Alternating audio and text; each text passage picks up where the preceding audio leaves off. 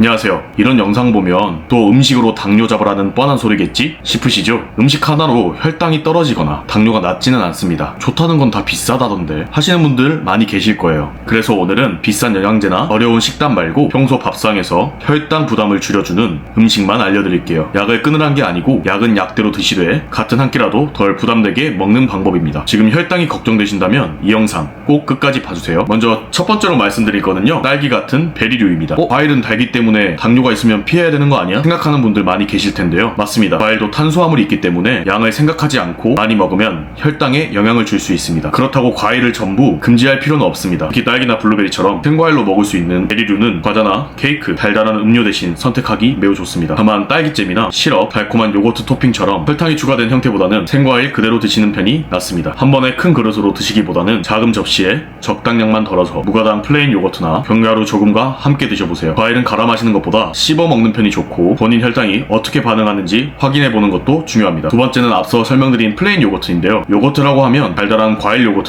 마시는 요구르트를 떠올리시는 분들이 종종 계세요. 이런 제품은 생각보다 당류가 많이 들어있습니다. 그래서 혈당 관리가 필요하시다면 달콤한 제품보다 무가당 플레인 요거트를 고르는 쪽이 현실적입니다. 오후에 출출할 때 빵이나 과자 대신 플레인 요거트에 딸기 몇 개를 넣어 드시거나 견과류를 조금 곁들이는 식입니다. 여기서 중요한 건 많이 먹어도 된다는 뜻은 아닙니다. 제품마다 탄수화물과 당류가 다르기 때문에 영양 성분표를 확인하시고 내 식사량 안에 적당히 드시는 게 좋습니다. 배가 너무 고픈 상태에서 과자부터 찾는 습관을 줄이는데도 도움이 될 수 있습니다. 세 번째는 흔히 하는 삶은 달걀인데요. 일단 접근성이 너무 좋죠. 준비하기 쉽고 편의점이나 마트에서 쉽게 구할 수 있어서 바쁜 날 활용하기 매우 좋습니다. 아침에 밥만 급하게 드시는 분이라면 삶은 달걀 하나와 채소 반찬을 더해보세요. 오후에 허기가 질 때도 빵이나 달달한 음료 대신 삶은 달걀을 먼저 선택해보는 겁니다. 다만 콜레스테롤 관리가 필요하거나 신장 질환 등으로 식사 조절을 하고 계시는 분들은 본인에게 맞는 섭취량을 의료진과 상의하는 게 좋습니다. 네 번째는 두부와 콩류인데요. 닭가슴살이 너무 퍽퍽해서 단백질 식단 며칠 못 하시는 분들 많잖아요. 그럴 때 굳이 닭가슴살만 고집할 필요 없습니다. 두부,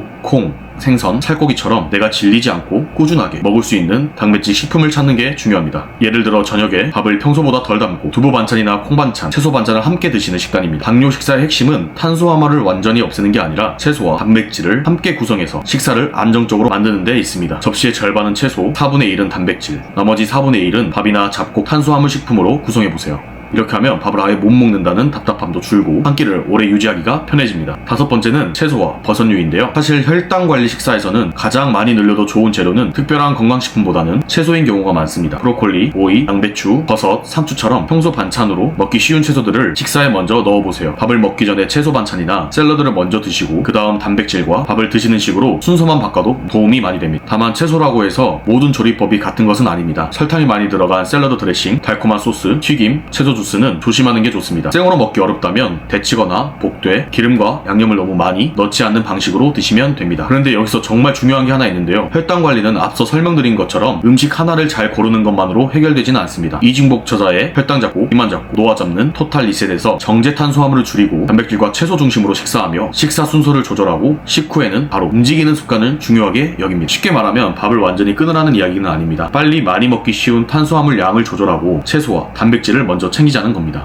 식사를 할 때 상추나 나물, 버섯 같은 채소 반찬부터 드시고 그 다음 두부나 달걀, 생선 같은 단백질 반찬을 드신 뒤 밥을 마지막에 드셔보세요. 같은 메뉴를 드시더라도 식사 구성을 바꾸고 순서를 조절하는 것만으로 덜 급하게 드시게 되고 포만감도 훨씬 오래가게 됩니다. 식사 후에는 바로 소파에 눕기보다는 10분에서 15분 정도 가볍게 걸어보세요. 꼭 헬스장에 가야 하는 것은 아니에요. 설거지를 하거나 집 주변을 천천히 걷는 정도도 괜찮습니다. 한 번에 무리해서 운동하는 것보다 식후에 조금이라도 움직이는 습관을 계속 만드는 게 중요합니다. 아침도 마찬가지입니다. 아침을 먹는다고 해서 빵이나 달달한 커피로 급하게 채우시기보다는 달걀이나 두부 같은 단백질의 채소를 곁들이고 밥은 적당량 드시는 방식이 좋습니다. 아침부터 너무 단 음식이나 정제 탄수화물 위주로 먹으면 하루 종일 입이 더 당길 수도 있습니다. 완벽한 아침 식단을 만들기보다 내 생활 안에서 반복할 수 있는 조합을 하나 정해두는 게 훨씬 오래갑니다. 그리고 술과 수면도 빼놓을 수 없는데요. 술은 안주와 식사량을 늘리게 하고 혈당 조절을 어렵게 만듭니다. 또 잠이 너무 부족하거나 생활 리듬이 계속 무너지면 식사 조절도 훨씬 힘들어집니다. 그렇다고 그렇다고 모두가 특정 시간에 주무셔야 된다는 건 아니고요. 내 생활 안에서 충분하고 규칙적인 수면 시간을 확보하는 것이 중요합니다. 마지막으로 꼭 말씀드리고 싶은 게 있는데요. 당뇨에 좋다고 알려진 음식 하나를 먹는다고 혈당이 해결되지는 않습니다. 딸기, 요거트, 달걀, 두부, 채소도 결국은 내 전체 식사 안에서 얼마나 먹는지, 어떤 음식과 함께 먹는지가 더 중요합니다. 과일도 먹을 수 있고 밥도 먹을 수 있습니다. 대신 주스나 달달한 음료처럼 빠르게 많이 들어가는 형태는 줄이고 생과일과 채소, 단백질을 곁들이면서 규칙적으로 드시는 쪽이 훨씬 오래갑니다. 오늘부터 딱 3가지만 해보세요. 첫째, 과일은 주스 대신 생과일로 먹기. 둘째, 출출할 때 과자보다 달걀이나 플레인 요거트를 선택하기. 셋째, 식사 때 채소 반찬을 꼭 추가하시고 식후 10분만이라도 움직여보기. 당뇨 관리는 완벽하게 하는 사람이 아니라 무너지지 않는 식사를 오래 하는 사람이 더 잘할 수 있습니다.